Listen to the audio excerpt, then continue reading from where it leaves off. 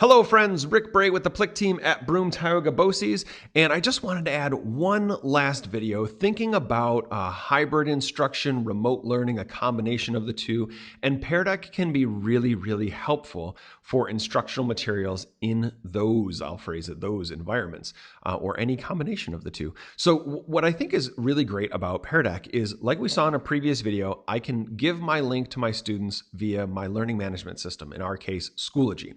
And they can access that course or that presentation without needing the code, which means they can go asynchronously. Our students can work on this when I, as the teacher, am not there, right? And again, it's just the interactive parts of Pear Deck. It's not like they're changing the slide deck.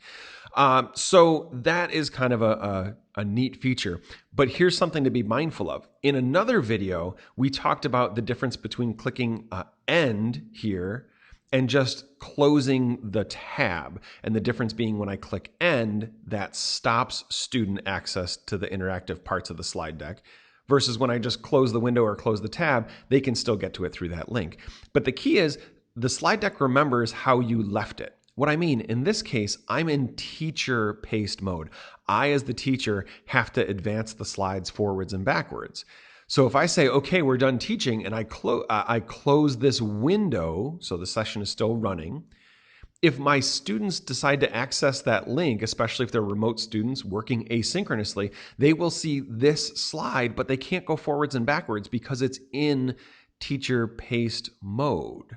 So the way around that, something to be mindful of, before I close the window, I'm just going to click those little three dots like we saw before, turn on student paced mode, say okay, and we're good to go. Right now, if my students access that link, they certainly can work remotely on that one. And if you forget to do that, you don't necessarily have to open the link like we saw. You can head over to Pear Deck's website. You may have to log in with your teacher account, like we said before. And when you head over to sessions, just find the session that you are running with your students or the name of the slide deck. Click the three dots and say, turn on student paced, and it'll do it remotely. And you notice that now it's student paced. Maybe the student says like, hey, I can't move forward.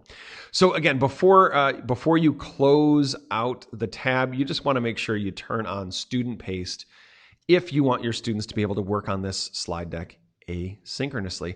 Certainly, if you have questions, please feel free to reach out to us, set up an appointment with this one. But we hope you found this video helpful. If you did, feel free to give it a thumbs up.